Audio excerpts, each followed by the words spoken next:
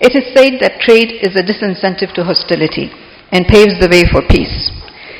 Going by this maxim, we must focus on the vast and untapped trade potential between our two countries. The idea of a free trade agreement between Pakistan and Bangladesh was first proposed in 2002, but for various reasons it did not materialize. Our main exports to Bangladesh are cotton, salt, sulfur, cement, leather, plastics, and foodstuff, and our imports are mostly jute, textile fibers, and fish. The total volume of our bilateral trade stood at $1.5 billion last year. Looking at the size of population and markets on both sides, this level of trade can easily increase many-folds.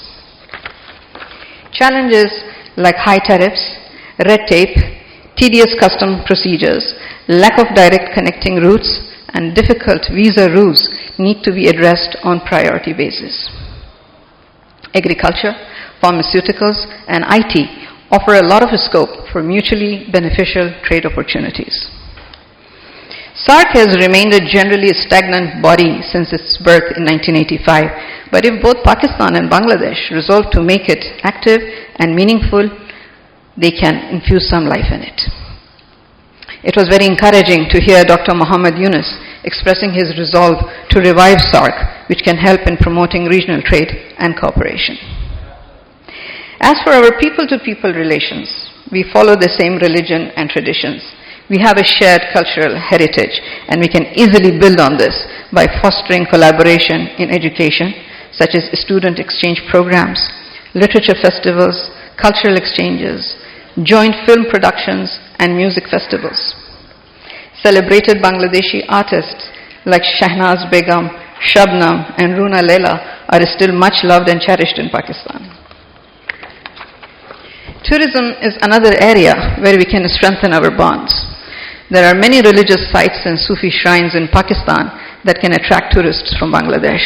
Similarly, there are many historic mosques there for us to visit, like the famous 60-dome mosque, which is a UNESCO heritage site, the iconic Tara Masjid of Dhaka, and the famous Sufi saint Shah Jalal's mosque in Salhat. And then, of course, there is cricket, another shared passion which generates so much interest among our people. Bilateral cricket series can bring us closer. Ladies and gentlemen, the monsoon revolution of this August in Bangladesh has presented us the opportunity to set aside differences of the past and resolve to move forward with sincerity and commitment. Let us together write a new chapter of peace, progress, and prosperity for our people. Excellency, I thank you again for honoring us with your presence today. Ladies and gentlemen, thank you very much. So, ladies and gentlemen, I present before you His Excellency Mohammad Rahul Alam Siddiqui. He has had an illustrious diplomatic career. He has been serving in the Bangladesh High Commission. He has served as the Bangladesh High Commission to Pakistan since October 2022. I've had the personal privilege and honor of meeting the man, and he's the most humble person in the diplomatic corps. Always, he puts his foot forward, is very forthcoming. We are honored to have you here today. Previously, he was Bangladesh ambassador to Portugal. He's held key positions at the Ministry of Foreign Affairs in Dhaka, including that of Director General for East Asia, the Pacific, Europe and the European Union. He has the Deputy High Commissioner in Karachi from 2010 to 2014. His diplomatic career spans postings in India, Germany, Singapore, and Bangladesh Ministry of Foreign Affairs. Mr. Siddiqui holds a Master's in Social Sciences from the Dhaka University and a Master's in Foreign Affairs and Trade from the Monash University, Australia. Honor to have you here, sir. The podium is yours. Thank you, Madam Huma Bakai. I'm really humbled and honored to be here and looking at this August gathering. And I'm also not very comfortable speaking in front of some stalwarts here. Ikram Segal, the President K.C. Effa, Ambassador Rafiul Jaman Siddiqui. You know that there are all Siddiquis in Dhaka and in Islamabad. I can see a lot of faces. Iqbal Chaudhary is here. He's a real good friend of mine. So I know this country, I know the people, and given this difficult job to talk about people-to-people contact. The beginning 4 or 5 years of the last regime was really one of the best time for bilateral relationship. Pakistan has always been a very important country, important source of our raw material for our textile industry. We used to import cotton, but these days Pakistan doesn't produce enough cotton to sell to us. So we import yarn, fabric and other textile raw materials for our industry. Second item we import are mostly light engineering equipment like fans and other things. And Pakistan has been always there for us to turn to when we have scarcity of some food items. We used to import wheat and flour. Now we don't because Pakistan don't have enough wheat to sell to us. But I'm still trying to get some wheat on friendly as a friendly gesture from Pakistan, because we used to import wheat mostly from Russia and Ukraine, and the two countries are in war, so it has become a serious problem. And all of you know that Pakistan, we have a good amount of investment from Pakistan industries, particularly not only in textile. I mean, I know few industries which have invested in Bangladesh in such an area where even the Bangladeshi business people don't think of. Like one industry is in Nilphamari Export Processing Zone, which is far north corner of Bangladesh. So I asked the gentleman, is it happy with this industry? He said yes, he's been producing starch from potato. And he can buy potato at almost throwaway price during the season. And he never had any electricity supply problem or anything. So he was very happy with his small industry in Nilphamari. Many of you know that is the northernmost district of Bangladesh. And he was happy with that. And you know that perhaps some people are not happy about that investment from Pakistan went to Bangladesh and it would come back. But at that time, these industries were to maintain their supply chain with their buyers in Europe as well as in North America. At the same time, to get this special facilities from LDC like Bangladesh. So they shifted some of their production line to Bangladesh, not the entire industry they relocated. So it was to maintain their supply chain to their buyers. And I remember clearly that I used to issue a lot of visa to the business people for their meeting with their buyers in Dhaka. Because in those days, the Western and European buyers were not comfortable coming to Pakistan given the law and order situation at that time. So that was kind of facilitating business of Pakistan. In fact, in those days, some of the Pakistani manufacturers, was resorting in Bangladesh for maintaining their international businesses. So it was there. And that was there, I remember, until 2014. And then it started to, go down and down and down. So that was the time when we had good business-to-business relationship, and that should be revived also. Certainly visa issue is a factor. I'll come to that at a later time. But I think there are other issues too. We must also clear our perception about both of us. And I said that there was not any trade dispute during my tenure, but mainly because that most of the business people in Pakistan, the people I met during this morning was sharing some connections with Bangladesh. Either they lived there in their childhood, or they have a friend or family back in Bangladesh. So it's very easy to do business with Bangladesh, because one can pick up the phone and just talk to his very close friend and learn from him or or get to know things about doing business in Bangladesh. So I don't have any job to do there. I'm not really a catalyst. I can only do one thing, that I can facilitate the visa for people going there. This is our advantage. This is the strength we have in our relationship. Educational ties. I mean, we have been giving 20 visa for medical student every year and 2 dental students in Bangladesh. This has been going on without any interruption. So at this moment we have good number of doctors, Pakistani doctors educated in Bangladesh. So I have established a network with these doctors.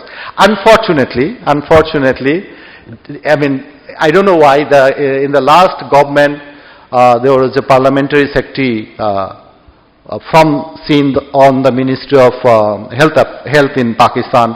She asked me why there is no participation from Sindh and Karachi in this scholarship program. I don't know. I said I don't know. I really don't know, because we contact the Higher Education Council and they select the students. So we don't have anything to do with it. But there has not been any participation from Sindh and Karachi in that scholarship program. So mostly from Punjab and South Punjab and Khyber Pakhtunkhwa.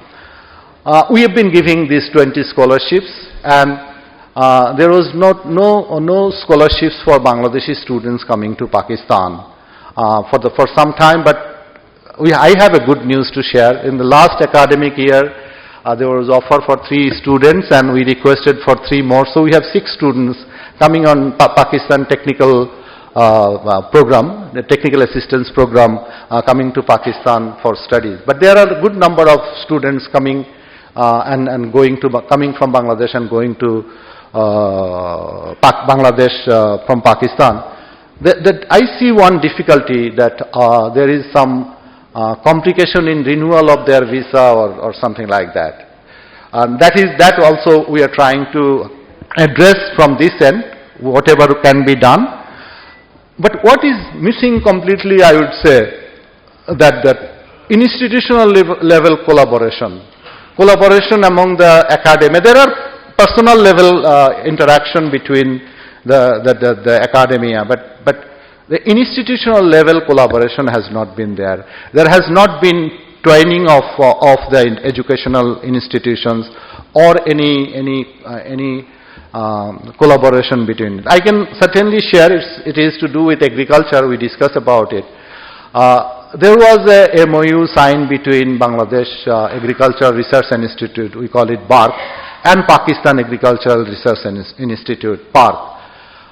Unfortunately, that was put in the freeze for some time. Recently, we have renewed it for 10 years. So these 2 institutions will be working again together to collaborate in the agriculture sector. Cultural exchanges almost not there. We are still having some Pakistani singers going to Bangladesh and performing. There used to be a regular folk festival in Dhaka, and generally in the folk festival, at least one singer from Pakistan is always there, and that is the top-notch one. Lately, it is not happening. I'm sure that it will revive. And we were discussing last night about this Bangladeshi singers who are quite popular. Amina Syed, she is here. She was proposing that can we bring Runa Laila to Pakistan, who is closely related to her elder sister is married to one of the families in Sindh.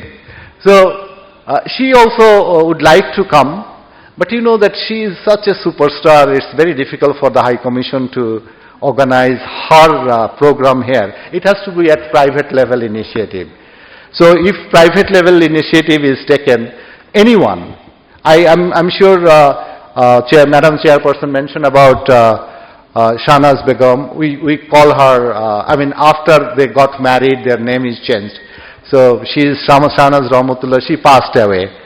And Firdausi Begum, Firdausi Rahman we call her. So Firdausi Begum doesn't sing serious song anymore because of her throat problem. But there are a lot of promising other young artists who can also visit Pakistan. And I think that private initiative would be, better initiative to bring these singers to Pakistan from Bangladesh. Joint collaboration in filmmaking and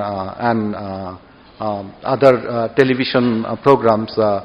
When I was in Karachi, Sultana Siddiqa, the chairperson of Hum TV, wanted to start Masala television channel in Bangladesh.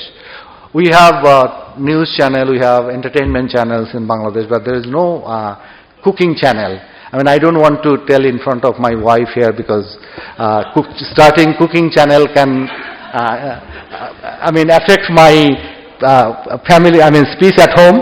But you know that nowadays there's this, at that time it didn't materialize. Reason for her to looking at Bangladesh, that she used to work with PTV. And she had a lot of colleagues from East Pakistan who are her friends. So she wanted to introduce Masala TV at that time. And then that's how I came to know her, and we became very close. So this television, I can share it. Share one experience when I went on holiday to Bangladesh. I was invited by someone, and interestingly, the Indian High Commissioner to Bangladesh was also there. And a young girl of say 14 or 15, the daughter of the host, in face of Indian High Commissioner said that I don't like Indian drama serial, I watch Pakistani drama serial. So I can tell you for sure that Pakistani drama serials are getting, increasingly popular in Bangladesh. So we have cricket, we have drama serials, we have family linkages, we have other linkages. But this exchange of cultural troupe or cultural groups or cultural teams have not been taking place at the government level. We must also do that, sir. You will agree with me that this will certainly have new impact in our bilateral relationship, particularly in people-to-people contact, increasing people-to-people contact. We have been discussing about Alamgir, the singer who is a Bengali and who became the most popular singer in the 80s in Bangladesh, because he was the one who introduced fusion in the folk song. So he just popularized the common folk songs in Bangladesh so much. This kind of the things are already there, but we must also have exchange of cultural delegations between our two countries. Defense ties. That is one area we never had any difficulty, and the relationship is still going upward. That these are two institutions, they have their own channel. General Moin Haidar would also help me in this regard. I have a good news to share with you. I'm sharing these small improvements in the relationship which has only recently taken place. It hasn't been there for some time. So after long 11 years, an NDC delegation, as part of their training, visited Pakistan this year. My brother Ikram Segal used to lecture in Dhaka NDC. This has been some time, isn't it? So then it is beginning, and even before the regime change is started. So the opportunity is there, we must seize the opportunity. Defense, at the last moment I was quite embarrassed. I was playing golf with the naval chief of Pakistan, immediate last naval chief. We were in the same flight, so we had 2.5 hours to walk together. And at one point of time, after 1 hour, he asked me that at the last minute cancelling the visit of a ship to Karachi port was serious, difficult thing for us. And I didn't have any answer to his question. The last ship called in Karachi port was in 2012. It participated in Aman 1 or 2, I forgot the name, which one. So we must also encourage this, our naval ships calling each other's ports or having joint exercises and other exchange of delegations are in the cards. Even before the regime change, these are in the cards. I can share one interesting information that the present chairman of Joint Chief of Staff of Pakistan had one training in Dhaka, in Bangladesh. So this defense collaboration is there. We are also procuring some defense material, non-combatant material from Pakistan. Community engagement.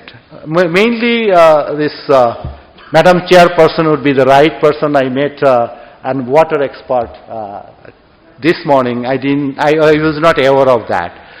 We have this kind of institution, and we have NGOs. Two major Bangladeshi NGOs used to work in Pakistan.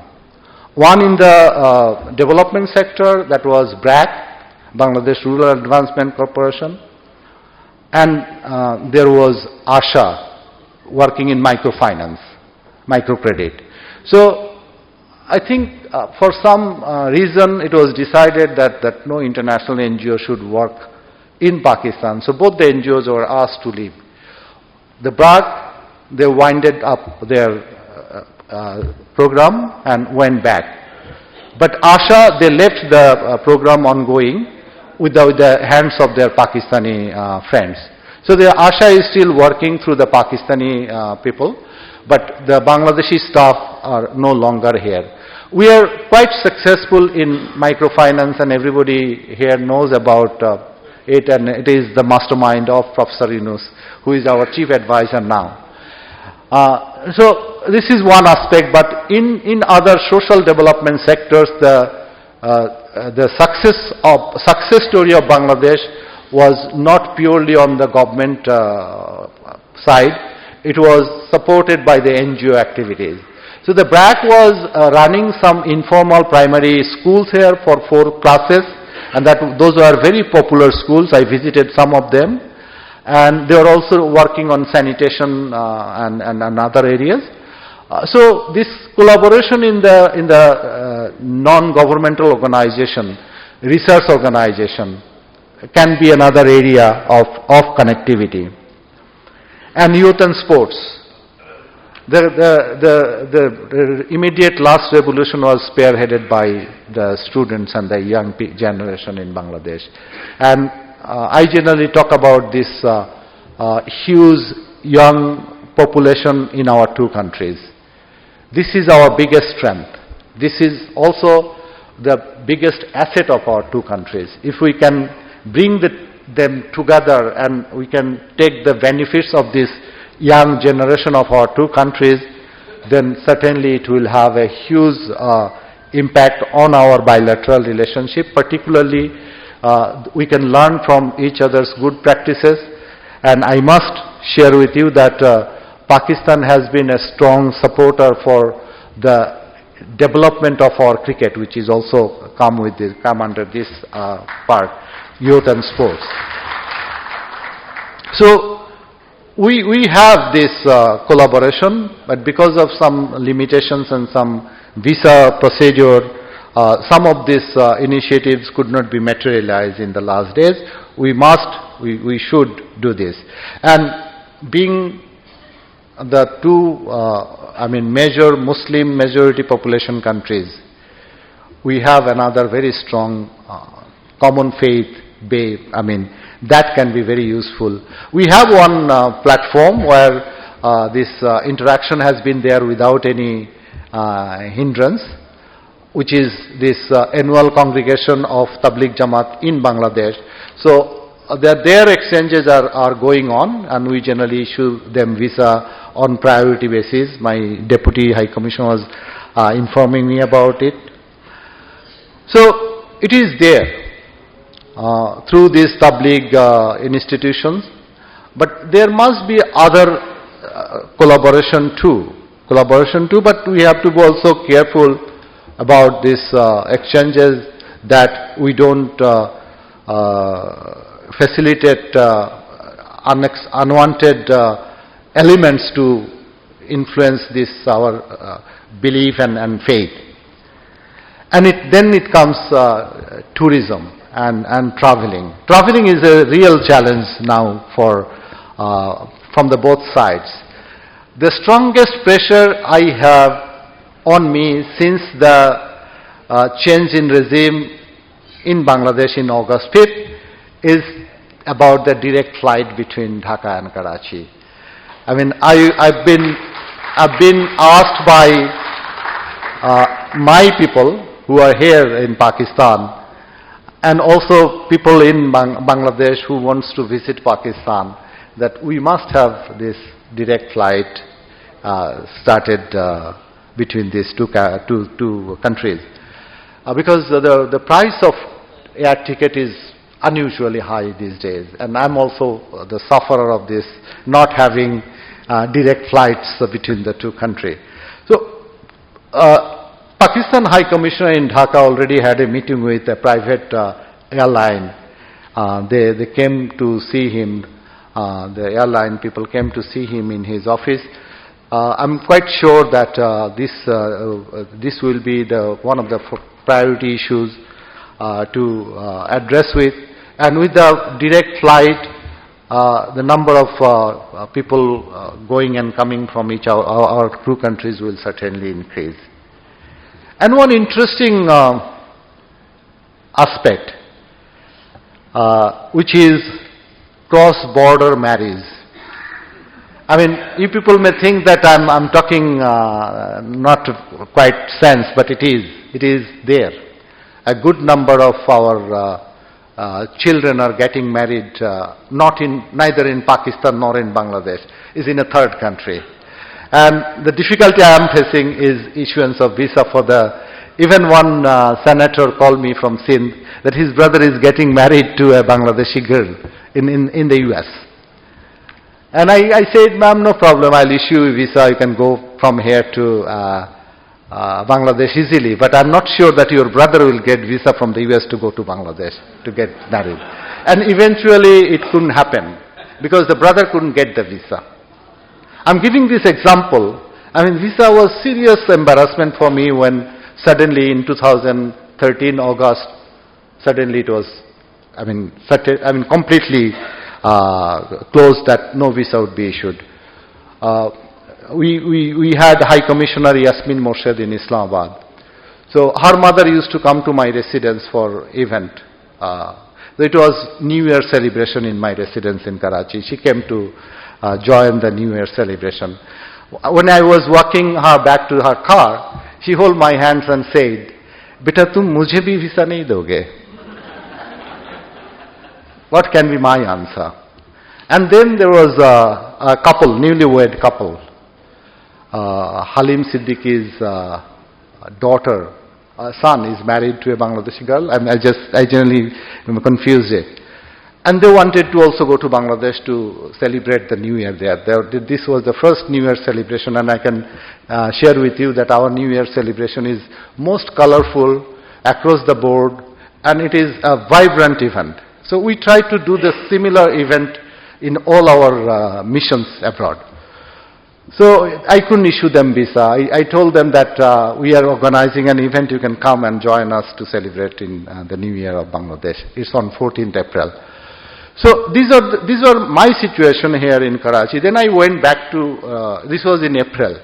So the visa restriction came in place in 2013 August, and then it was in April, it was still there. So I went back to Dhaka in July or August, and I had a number of meetings to get back the decision of issuance of visa at the mission. And eventually I could get that. And then I could issue visa to the business people and some other categories.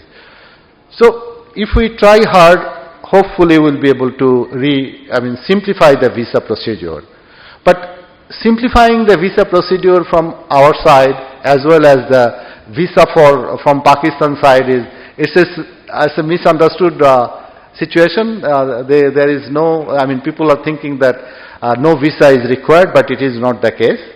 They have waived the visa fee, and the visa is processed in 24 hours, if I'm not wrong. So Bangladesh is among the 126 countries of which nationals can get visa online on 24 hours. But the challenge is not simplifying the visa for Bangladeshi people coming to Pakistan. Challenge is somewhere else, and that is one challenge which I cannot address, and I will seek your advice and suggestion that how to go about it. There is a misperception or perception. I put it in both positive and negative way.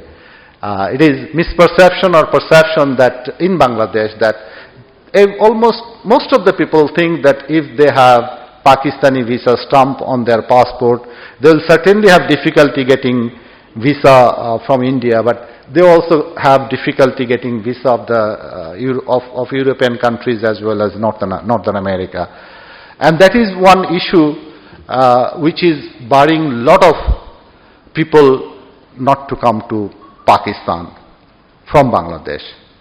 In all my stations, I initially said that when I was in Karachi, I used to receive a lot of guests in Karachi from Bangladesh. But nowadays, I haven't received, I have received only 2 guests in my 4 years in Islamabad, which is not the case for me in particular. So I don't know how to address this particular issue for the people coming from Bangladesh to Pakistan. I myself as a person have been trying to convince most of my friends, but it's very difficult to change some mindset or perception. I think we have to also address this issue, and I would certainly seek suggestions from you that how jointly we can address this issue, that perception among the people in Bangladesh about this visa. And about the visa of our side, from our side, it is not completely stopped. We have been issuing visa, but the process is quite cumbersome. So I'm working on it. My Deputy High Commissioner in Karachi is also working on it. I have devised few mechanisms to issue visa in case of emergency, in case of necessity. Like I give an example that this examination of PLAB, which is British medical registration, of Pakistani students are held in Dhaka twice in a year, sometime in May and one in the end of the year. And you perhaps know that with respect to the doctors, they are very persuasive people. So I received call from the former Foreign Minister of Pakistan that a doctor should be issued visa for this. So I had to devise a mechanism. Now we don't wait for the clearance or anything. I can issue visa to these examinees with the support of Pakistan High Commission in Dhaka. Or only one thing I need for the visa of that kind is a note verbal from Pakistan High Commission stating that these people are coming from Pakistan to sit for this exam in Dhaka, and we issue visa on the basis of that document. So I had to, and I have to devise some mechanism. A week ago, my wife received a call from a very close friend of ours. In fact, they hosted us at a lunch when we visited last in Dhaka. And the gentleman was traveling from Jakarta. He was transiting in Kuala Lumpur and passed away there. And they have family here. So we had to issue visa in a day, on a Friday, isn't it? So we issued them visa. There was one gentleman, he died there in Chittagong, a member of a Ismaili community. I forgot the name.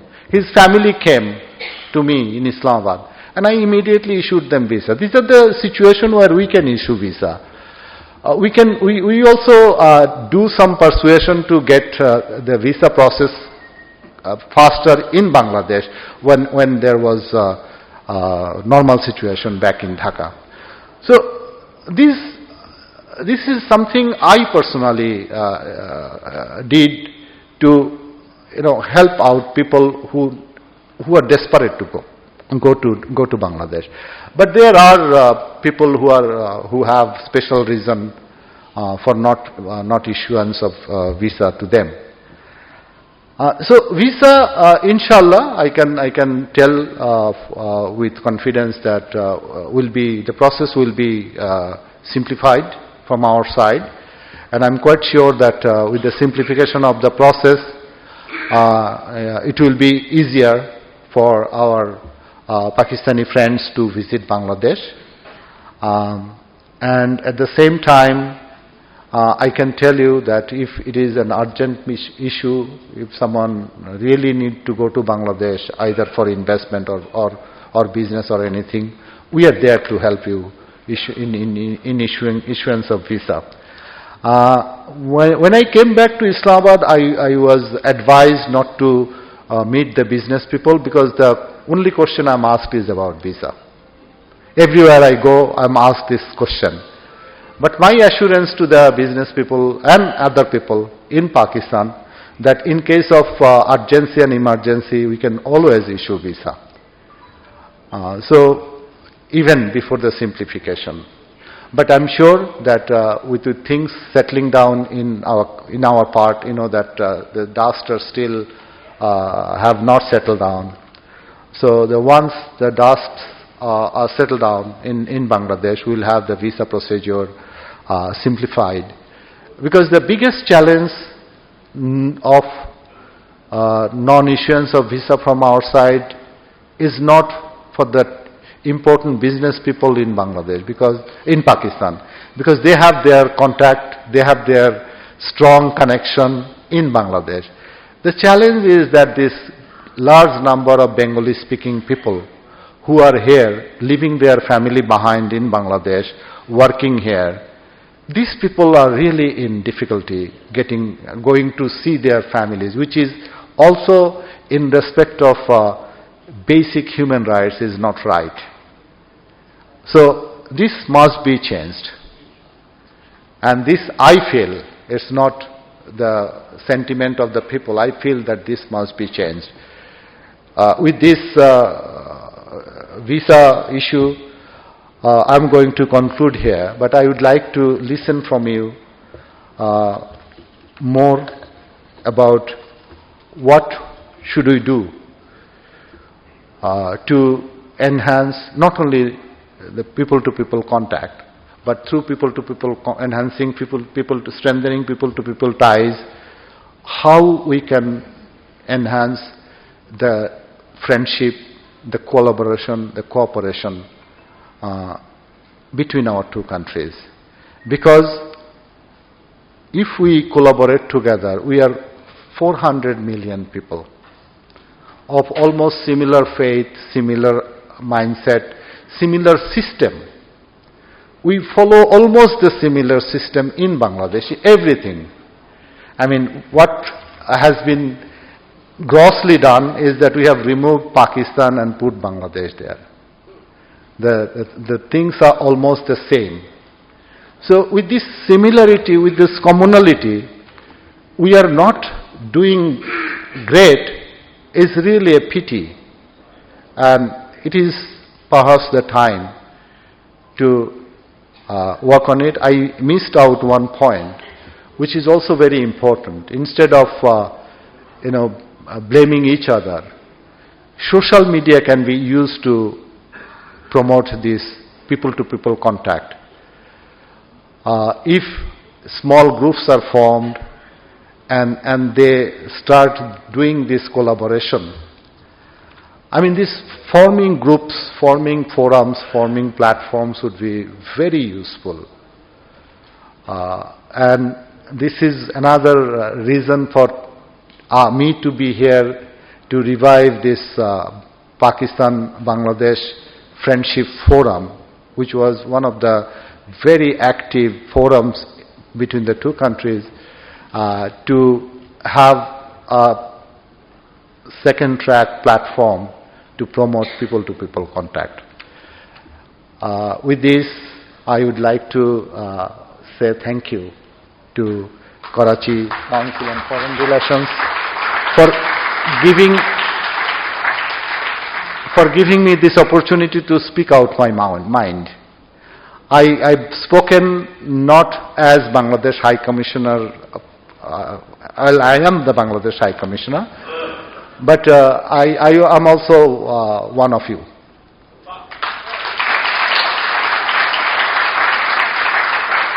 Because I know for sure that if we are together, it will be beneficial for both of our two countries, and it will be beneficial for the people.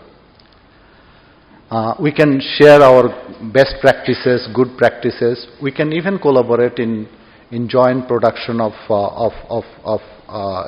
goods and then sell in the country. Well, I must touch also this point which was raised by the Honorable Chairperson in her speech, that FTA, I mean, it was from Bangladesh side that FTA has never been taken as a mechanism or tool for our trade collaboration. So far we have signed FTA only with one country, and that is Sri Lanka. That is also on test basis, trial basis. Mazid Aziz Bhai knows it very well that we are not in FTA as such. Still we are getting benefits as an LDC, and we'll continue to get this benefit, special preferential treatment until 2030. So FTA has not been our cup of tea kind of thing. So FTA will not work. But we have SAFTA. Although SAARC is not functioning well, but for trade we can still use the benefits and privileges of SAFTA. What is not happening between the two countries is that this Joint Economic Commission is not sitting. If this Joint Economic Commission sits, and they can reduce the sensitivity list, the negative list, and increase the number of preferential lists. So we are trying to have these two forums, just Foreign Secretary level consultation and Joint Economic Cooperation, Joint Economic Commission meetings. That is from the government part, but still the B2B business can be coordinated. I shouldn't extend it further. I'll be keen to learn from you, and I can see a lot of experts here, and they know Bangladesh much better than me, and also they know Pakistan. So I once again thank Karachi Council on Foreign Relations and my friends here for patiently listening to me, and I'm doubly happy today. In fact, the reason I'm happier, because it was supposed to be my farewell visit to Karachi, but my government has asked me to stay on, so I'll inshallah come back again and see you and talk to you once again. And thank you so very much for listening to me. Thank you. Some of you may know I'm a boring professor. So when my student is not doing too well, I say, you have a lot of potential. Pakistan-Bangladesh relations have a lot of potential. But I think we are at a turning point. Some great things have happened since August, since the political transition took place in Bangladesh. This was the most discussed event in Pakistan, the most referred to event in debates in Pakistan. And I also want to point out something, that this was perhaps for the first time that a tribute event was held in Dhaka to mark Quaid-e-Azam's death anniversary. It meant a lot to us. And with that, I'm going to invite somebody who's an author, a patriot, and who has not just spoken at NDC Bangladesh, but frequently visits NDU Pakistan and is committed to Pakistan and to better relations between Pakistan and Bangladesh. Please put your hands together for Mr. Ikram Sehgal. Bismillah ar-Rahman ar-Rahim. High Commissioner, Mr. Rahul Alam Siddiqui, Mrs. Sarah, because you preferred to start off with the cooking channel. And as you know, my mother was Bengali and my father was Punjabi. And in that sense, I'm very much well equipped to talk about Pakistan and Bangladesh. And whenever I really feel the urge to have Bengali food, I'm grateful to Sarah for having given me the opportunity at their house to have sutki machli or patol or whatever. Thank you very much. In that sense, let me also tell you that, being from Punjab and being from Bengal during Pakistan was not a very comfortable experience sometimes. Because when my sister and I, who's buried in Dhaka, my younger sister, we were two of us. When we went to Dhaka, we became Punjabis. And when we came to West Pakistan, people said they are of Bengali origin. But for us it was very comfortable because we were very happy, and even though my parents are buried here in Abdullah Shah Ghazi Mazar, both of them, Punjabi and Bengali. But let me tell you something, how close this country was. And I'll surprise you with it. A lot of people don't know that Ziaur Rahman's parents are buried in Sakhi Hassan graveyard, here in Karachi. Ziaur Rahman did his primary school from Karachi. He did his DJ Science College from Karachi. He went to the PMA from Karachi. Right? So, my father, because he was in the army and he raised the East Bengal Regiment, the 2nd Battalion at least, and I had the honor of serving that regiment. And one of the people, when I went to the regiment, my company commander was Ziaur Rahman. So I had a close relationship with them. And it lasted till afterwards. It's a long story, I don't want to go into it. What I'd like to say is that really, I'm not the first ones who talked about no visa, no tariff. Let me tell you, the first person who talked about no visa, no tariff was General Ziaur Rahman when he visited Pakistan in 1978. He proposed this to General Ziaul Haq. No visas, no tariffs. For bureaucratic reasons, that was shot down at that time.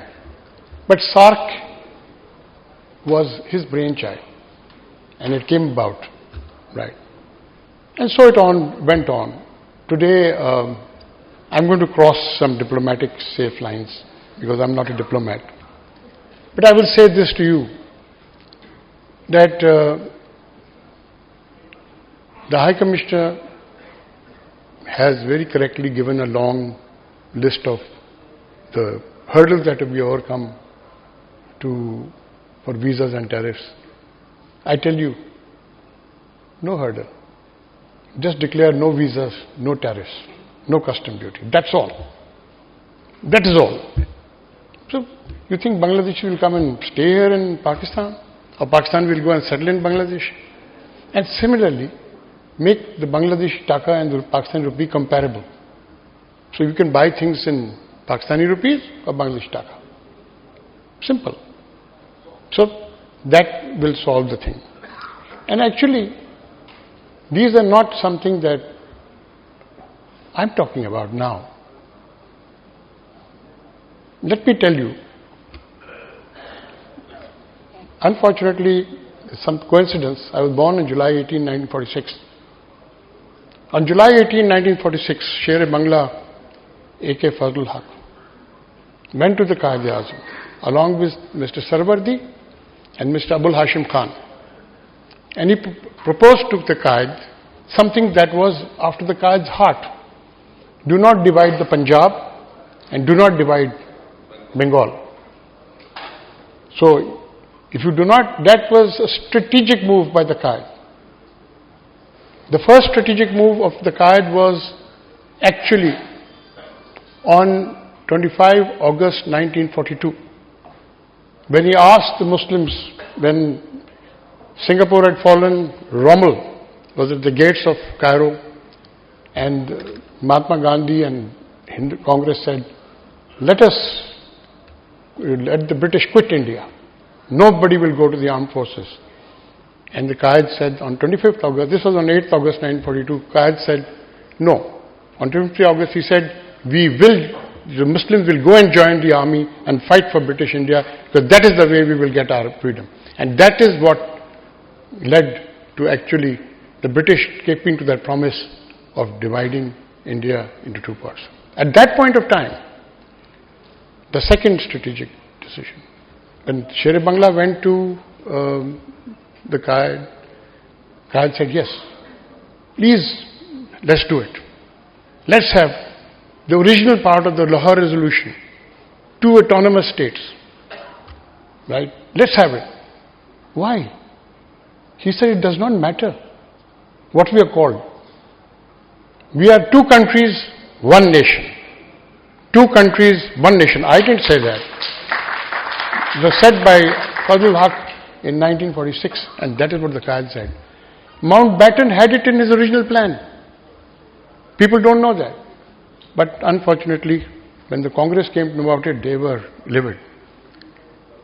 That was one strategic thing about a united Bengal. The second strategic decision which the Qaeda went was, he went to Master Tara Singh and said, you're asking for Sikhistan. Please take Khalistan. Please take Khalistan. That's not the thing, etc. So can you imagine, if there was a Khalistan then, would you have the problem about Kashmir? Would you have the problem about India threatening us over the Indus Water Treaty? Because the waters matter much more for the survival of Pakistan. We would have no problem. And today, what is stopping us for asking? Because in Canada, 90% of the Sikh population has voted for Khalistan. In the United States, 90% of the Sikh population voted for Khalistan. So what is stopping us saying, okay, fine, have your Khalistan, right? Because then that Kashmir dispute that goes away by itself. I've said that there are a lot of things one can say, but let me tell you that,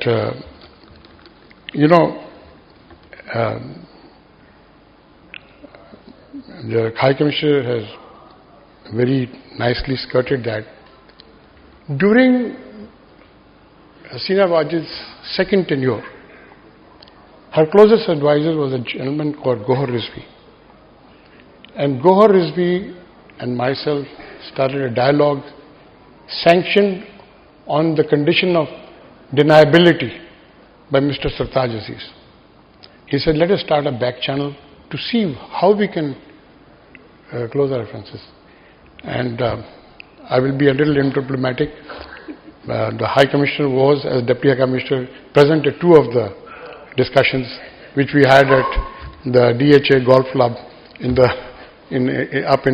this thing, so that nobody could record the conversation what was happening. And we were close to a solution. We were close to a solution at that time. But these are things, missed opportunities. And now Hasina Wajid changed during her third tenure. And as you heard, I could go at any time. I used to lecture in the National Defence College. I stopped, not only being lectured in the National Defence College, the High Commissioner had to very, let us say, embarrassingly refuse me, to say, not refuse me, but say that you will not be able to get a visa for your son's daughter's wedding. But he did give a visa to my daughter, who went and attended the wedding on my behalf. So these things have changed. Let us change everything. Let us really come back to the simplest fact. Let's go back. Of course, nobody remembers the Quaid-e-Azam now so much. Least of all, the paper that he founded in 1941 and came out in 1942. Don didn't even remember his death anniversary on September 11th. this year. But the point is, let's not draw memories. The fact that I'm not going to, I don't know the number exactly, but I know that there are at least about 10 times more Bangladesh military students in Pakistan today studying at Pakistan Army schools and other schools than Pakistani Army officers studying there. 10 times more. So, let's not take everything at face value. There are things. We want peace with India. And it is in India's interest to have peace with us. Because we are a strong nation. We have the deterrent capacity. In 1971, there were 3 lightly armed Pakistani army divisions without their equipment fighting in East Pakistan. So please tell me now, when 90% of the border of Bangladesh is with India, why does Bangladesh need 10 divisions? 10 divisions, out of which 5 are within 5 miles of the border. Right? So my point is, right, and there is this thing. Somebody once asked me, people ask me questions like somebody asked me a question when, one of the wives of the generals in Bangladesh Army, and they keep sending me frozen cooked food, and they're passing through to go to Kabul through Islamabad airport, and my PRO was taking it out of that place, and they said, "Ye kiska hai?" bolte saab ke liye khana aaya hai, machli aayi hai, cooked from a Bangladeshi general. Said, so of course I was asked for a cup of tea to explain this, how come I was getting cooked food. Right? So I explained it to him. I said, aren't you happy that people do think about us and send us food, which is that thing? So relish that friendship with malice for none. And like Abraham Lincoln said, with malice for charity for all and malice towards none. Right? We have no malice. There have been very bad things happening in 1971 in Bangladesh, in East Pakistan. Yes, it happened to the Biharis also. I am a personal witness to it. I was flying a helicopter for the Commander Eastern Command, and I've been to Parbatipur, and I've been to Chittagong, and I've been to other places where the Biharis were slaughtered, right, at that time. But on the other hand, something also bad happened afterwards. But we cannot go back and think about those things. We have to look forward, like the High Commissioner said. We have to go beyond what has to be thought about. We have to say, look at ourselves, look at our youth, what they can do. And I tell you, there is nobody in this South Asia who can compare to the youth of both Pakistan and Bangladesh if they come together. And please do not forget that thing, etc. Well, we can dream about a united Bengal, and we can dream about association of Western states of South Asia with Pakistan and Gilgit-Baltistan and Kashmir and Khalistan, etc. But we do not forget that there are the largest component of Muslims in the world in India living there, and they're living in awful conditions. And the biggest guarantee to them is a strong Pakistan Armed Forces and a strong Bangladesh Armed Forces. This is the biggest guarantee for them. As long as they know that they are secure. Nobody wants to war, but there is something known as a deterrent, right? And that gives you the deterrent, so they don't persecute people, right? In that way, people live. They may be whatever religion, like Qaid said, whatever religion they may belong to, whatever sect they belong to, let them live with each other. I have only one other things to say, that cricket. The Bangladeshi government about 8 years ago banned flags in the cricket stadiums.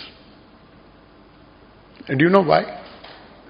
Because they used to have Pakistani flags there when Pakistan cricket team used to be playing. And if the Pakistan-India cricket team was playing, there was only green flags all around. Right? So, we have a lot of affinity before us. We have a lot of hurdles to overcome. We have to forget and not exacerbate the wounds that we have inflicted upon each other. And I take this opportunity to thank Nadra Panjwani. You have really brought KCFR to a new level, and you can see it from the audience today. And from the guests that we have today, you are an amazing diplomat. As a friend, of course, I'm biased. But even I'm biased, whenever we speak also, you're diplomatic with me also at times. And I realize that. But I realize that it's because of your professional nature of your duties. But one has to accept it. But one cannot go about the feeling that what we require is direct flights. We need no visas, no condition, no other thing, etc. People-to-people contact like we used to do in the old times, so that we go back to the one slogan which was done by a Bengali, Sher-e-Bangla.